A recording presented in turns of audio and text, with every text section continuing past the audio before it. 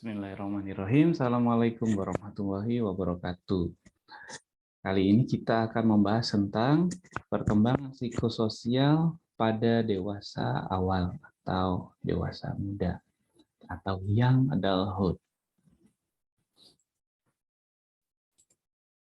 Nah, pada perkembangan psikososial ini ada 4 pandangan atau perkembangan personality, perkembangan kepribadian seorang dewasa muda itu ada 4 pandangan. Yang pertama adalah pandangan dari normative stage model. Kemudian yang kedua adalah timing of events model. Kemudian yang ketiga adalah trait model. Dan yang keempat adalah typological model. Nah, apa bedanya?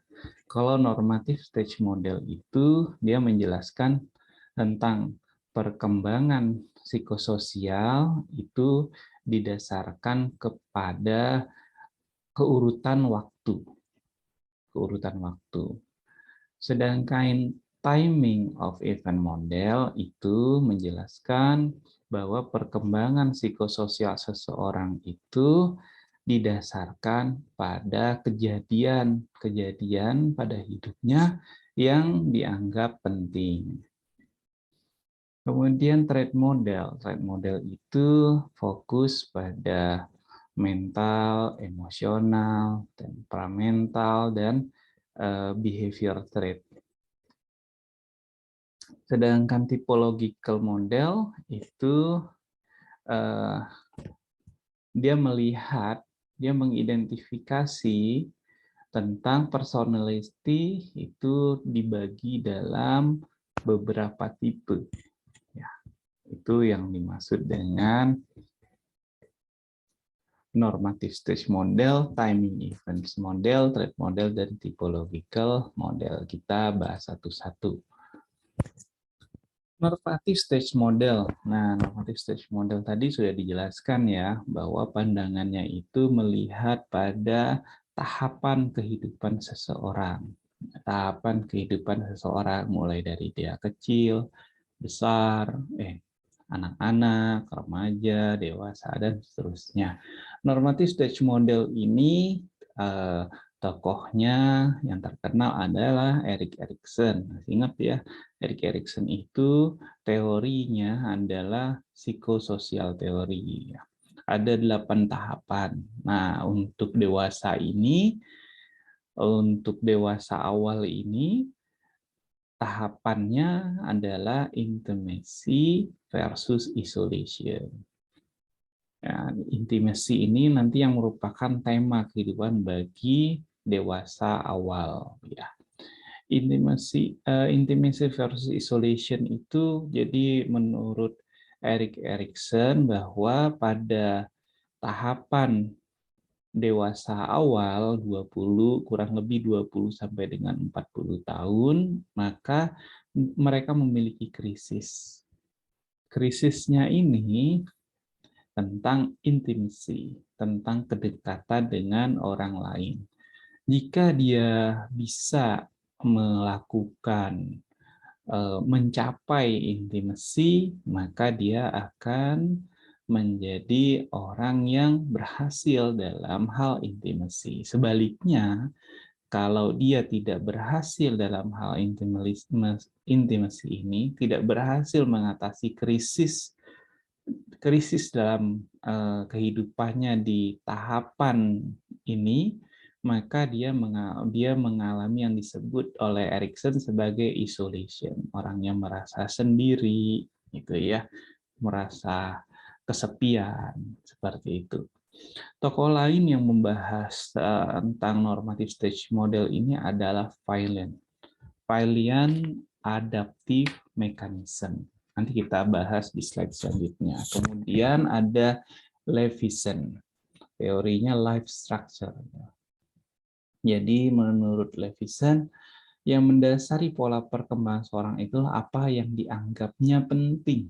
Kalau Erik Erikson bedanya adalah jadi Erik Erikson itu mendapatkan ini berdasarkan pandangannya ada tema utama dalam tahapan dewasa awal ini, yaitu intimacy. Cognitive television yang mendasari seseorang itu apa yang dianggapnya penting. Itu ada perbedaannya. Nah, kita kembali ke George Vaillant ya, tentang adaptive mechanism. Menurut Vaillant, pada usia 20 tahun masih banyak yang tergantung pada orang tuanya biasanya. Baru di rentang 20-30 tahun seorang itu benar-benar mandiri. Mandiri secara karir, menikah, mempunyai anak. Nah, usia 20-30 tahun ini disebut oleh Vaillant dengan stage of consolidation. Stage of career consolidation. Nah, adaptasi yang dilakukan oleh orang-orang di usia ini nanti di dewasa awal atau dewasa muda ini nanti ada 4 karakteristiknya.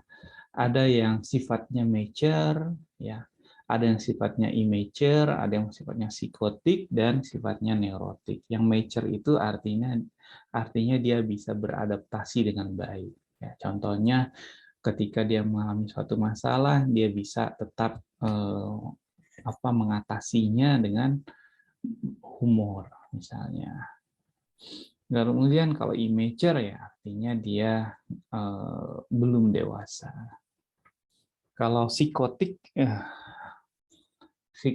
maka dia beradaptasi dengan kalau psikotik itu dia biasanya mendenial reality, sedangkan neurotik itu dia biasanya merepress kecemasannya atau dia mengembangkan irrational belief-nya.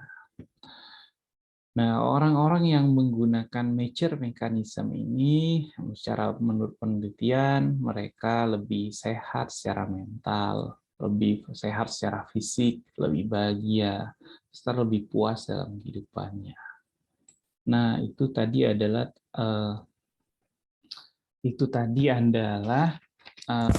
beberapa teori yang tergolong dalam normative stage model.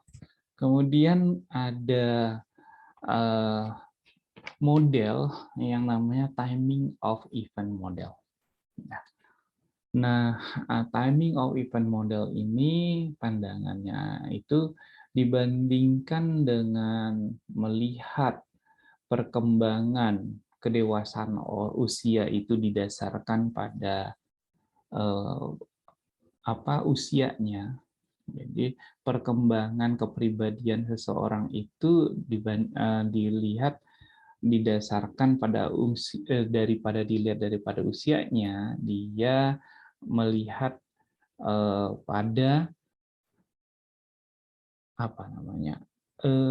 pada situasi-situasi ya, kondisi-kondisi yang penting yang terjadi pada orang tersebut.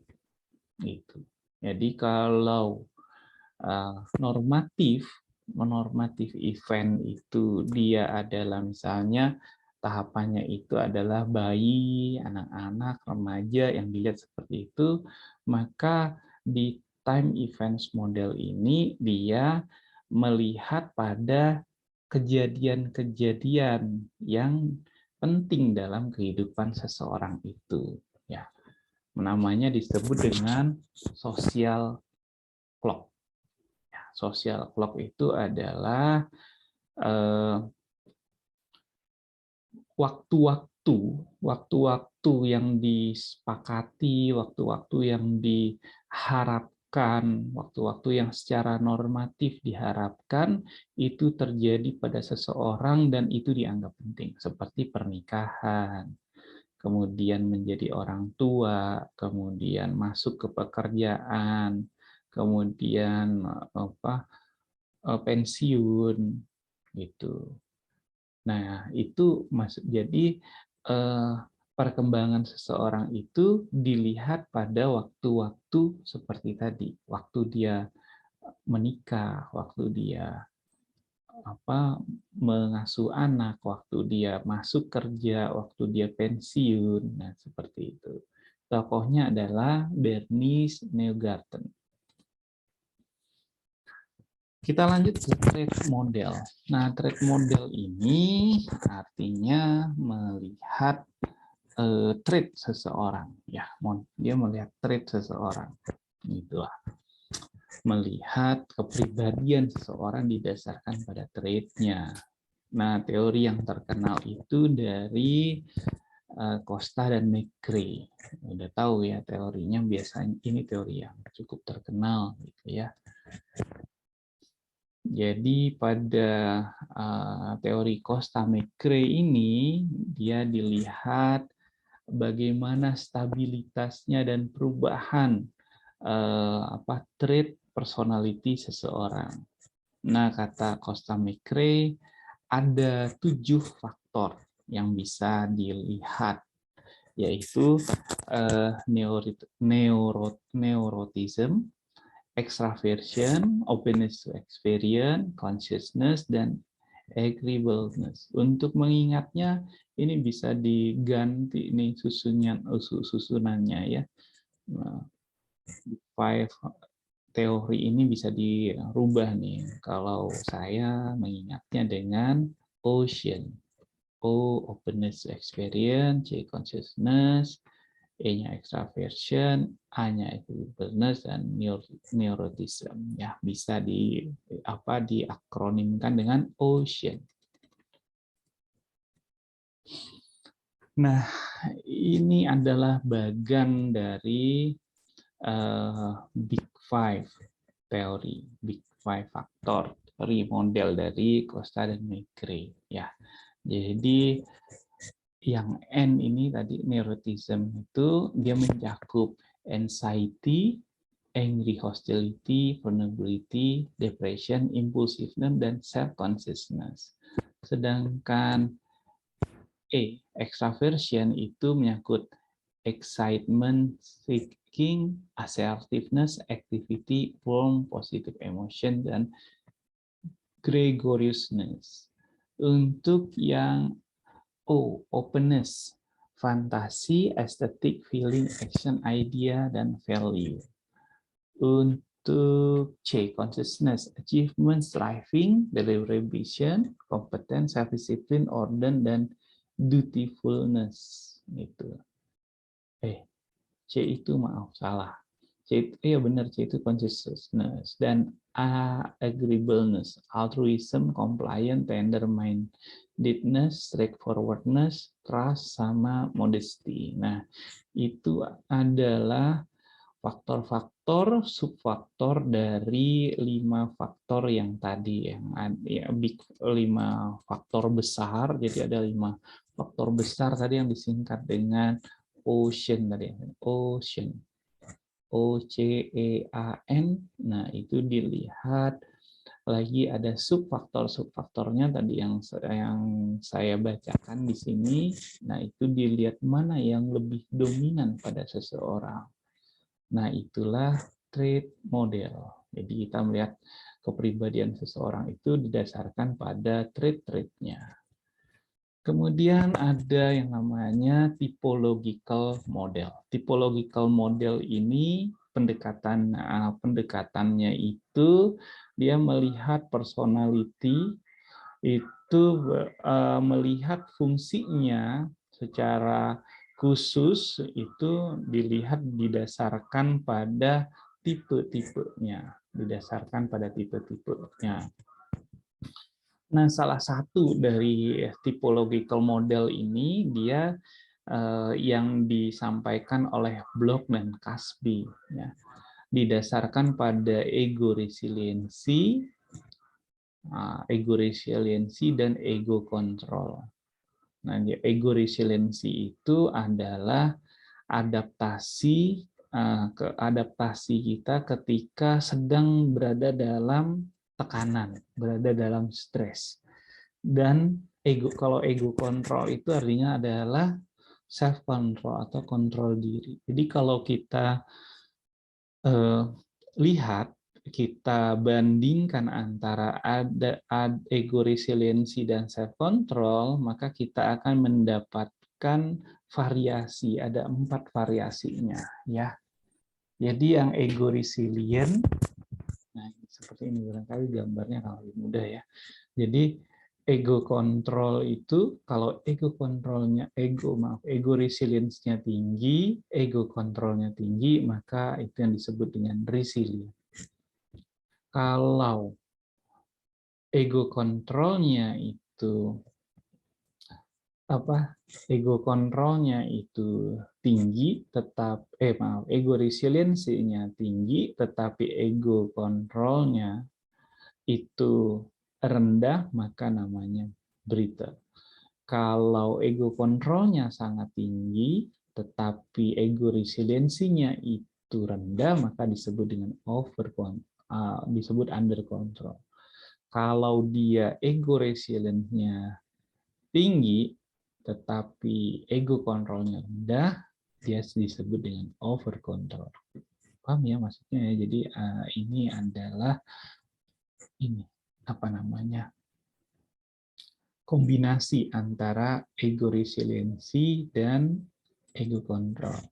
Nah, ego resilient itu dia yang well adjusted, dia yang bisa menyesuaikan diri dengan baik. Orangnya akan menampilkan kepercayaan diri yang baik, kemudian mandiri, terus dia mau membantu orang lain, perhatian, dia bisa bekerja sama dengan orang lain, dan dia bisa fokus terhadap pekerjaannya. Kalau over control itu artinya ini dia, ego resilience-nya tinggi, tapi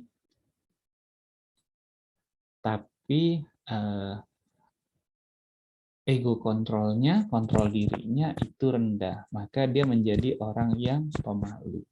Orangnya biasanya pendiam, orangnya pencemas, dan dia sangat tergantung, ya, dependable. Sedangkan under control itu artinya adalah dia memiliki ego kontrol yang tinggi, tetapi ego resilience-nya itu justru rendah.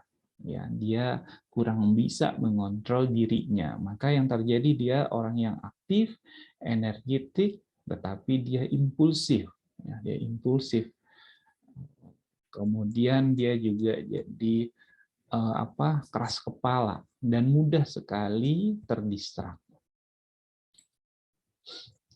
Nah, itu tadi yang kita bahas adalah 4 pandangan tentang perkembangan psikososial atau perkembangan personality pada dewasa awal. Banyak ya teori-teorinya, mungkin juga agak rumit untuk dipahami, tapi nggak apa-apa, nanti kita bisa didiskusikan.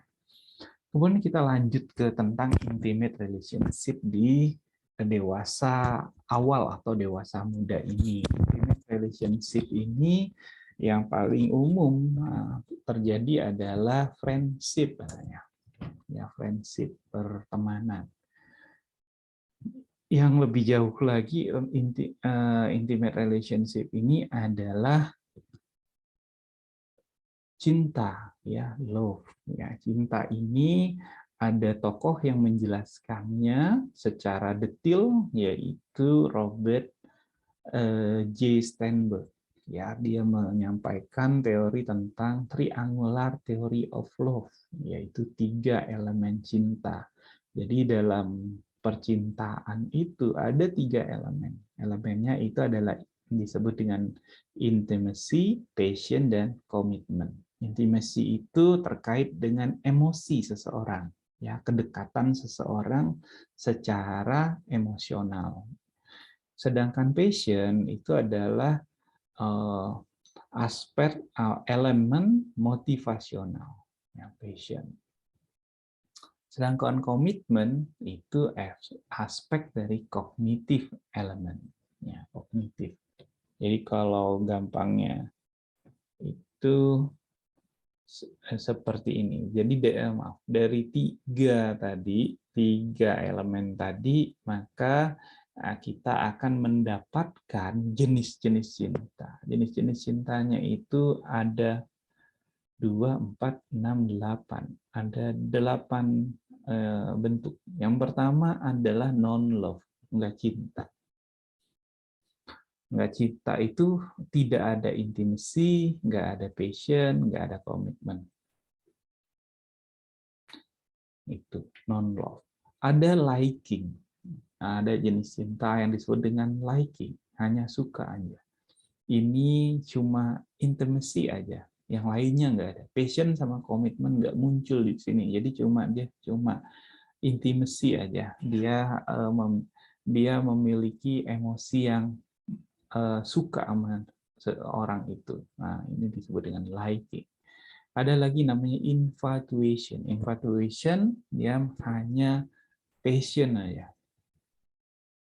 Ya passion aja. Infatuation itu jadi ya nafsu aja itu ya, passionnya aja. Tidak ada intimacy, tidak ada kedekatan secara emosional, tidak ada komitmen. Ada lagi adalah empty love. Empty love itu hanya komitmen aja. Dia cuma komitmen jadi pacaran misalnya atau menikah itu hanya status saja, tidak ada kedekatan secara emosi dan nggak ada gairah di situ. Ya passion itu mungkin bahasa sederhananya adalah gairah barangkali ya. Terus ada yang romantic love. Romantic love itu dia intimacy dan passion. Jadi ada kedekatan secara emosional dan juga ada gairah di situ, tetapi nggak ada komitmen. Ya, nggak ada komitmen. Terus ada companion love. Companion love itu yang absen adalah passion. Jadi ada kedekatan secara emosi, ada komitmen, tetapi passionnya nggak ada. Ya, apa ya ini ya? Kalau nggak salah namanya platonis. Nah, biasanya suka disebut dengan platonis, cinta yang platonis. Jadi nggak ada nafsu di situ, yang ada rasa kedekatan secara emosi dan komitmen. Kemudian ada fatuous love. Itu yang absen adalah intimacy. Nggak ada kedekatan secara emosional, yang ada adalah gairah atau passion dan komitmen saja. Nah, yang bagus adalah consummate love atau disebut dengan apa? Full love, true love. Ini semuanya muncul. Ada kedekatan secara emosional, kemudian ada gairah atau passion dalam percintaannya, dan dibuktikan dengan adanya komitmen. Itu. Nah, selanjutnya kita bahas adalah lifestyle. Ada 2 lifestyle yang kita bahas pada dewasa awal ini adalah marital lifestyle dan non-marital lifestyle. Untuk marital lifestyle, marital lifestyle itu ya artinya pernikahan gitu ya, pernikahan. Jadi lifestyle dewasa awal yang lifestyle-nya itu adalah cenderung pada pernikahan, maka dia akan menikah. Nah, menikah sendiri dapat dibagi lagi ya menjadi monogami, poligini, dan poliandri. Monogami tahu ya, menikahnya itu satu laki-laki dengan satu perempuan, jadi pasangan, satu pasang. Sedangkan poligini itu artinya banyak perempuannya, jadi jadi perempuannya itu poligini ini yang biasa kita sebut dengan poligami ya. Sebenarnya poligami itu termasuk poligini dan poliandri. Nah, poligini ini adalah laki-laki dengan beberapa orang istri. Sedangkan poliandri adalah beberapa orang satu orang istri dengan beberapa orang laki-laki. Gitu ya. Jadi ada pada ini daerah-daerah tertentu itu justru bukan poligami yang terjadi, tapi poliandri. Ya, tapi seringkali kalau poligami itu biasanya dilihatnya adalah laki-laki. Padahal maksudnya laki-laki yang mempunyai banyak istri. Padahal sebenarnya enggak juga gitu. Bisa jadi perempuannya satu, tetapi laki-lakinya yang banyak gitu ya. Terutama itu pada daerah-daerah yang populasi perempuannya sedikit, itu laki-lakinya yang banyak. Kemudian dengan marital lifestyle ini dia menikah, maka terjadi parenthood atau masa orang tua, artinya dia memiliki anak. Gitu. Kemudian juga mungkin juga karena dari marital lifestyle ini mungkin isu yang terjadi adalah divorce atau perceraian. Dan juga mungkin saja ketika ada perceraian ada remarriage, dia menikah kembali. Dan juga kalau dia sudah pada tahapan parenthood ketika dia menikah, maka bisa terjadi step parenthood, artinya dia memiliki anak angkat dari pasangan barunya. Kemudian ada non marital lifestyle. Nah, ini sebenarnya kalau di agama barangkali dianggap sebagai hal yang tabu, tapi sebagai bagian dari pengetahuan di psikologi, maka kita bahas juga non marital lifestyle itu mencakup single life. Single life itu artinya hidup sendiri, menjomblo ya, artinya dia sengaja untuk orang ini dewasa awal ini sengaja untuk tidak menikah gitu. Ini menjadi sekarang menjadi lifestyle, menjadi pilihan. Kemudian ada cohabitation. Cohabitation ini tinggal dalam satu rumah ya, tetapi tidak menikah. Jadi nggak ada, kalau di ini ya, kalau di Steinberg tadi apa ya tadi yang tanpa komitmen. Jadi ya, cohabitation seperti itu ya, bahasa Indonesianya agak kasar ya, disebut dengan kumpul kebo cohabitation itu. Kemudian juga ada yang marak sekarang itu yaitu LGBT ya, lesbian, gay, biseksual dan transgender. Itu jadi kalau yang LGBT ini artinya lifestyle-nya itu dia memiliki orientasinya, dia pengen menikahnya itu sesama perempuan, itu lesbian, sama laki-laki itu gay, itu ya, atau terjadi perubahan seksual, perubahan jenis kelamin seperti itu, atau malah justru mempunyai orientasi biseksual, suka ke laki-laki juga ada, suka ke perempuan. Nah, ini menjadi kontroversi ya, kontroversi karena sebagian orang setuju dan menganggap sebagai itu lifestyle, tapi sebagian lain nggak setuju dan menentang ini karena tidak sesuai dengan norma-norma di masyarakat dan tidak sesuai dengan norma agama. Begitulah. Nah, dalam hal homoseksual yang LGBT itu ada konsep yang ini ya, konsep yang disebut dengan coming out.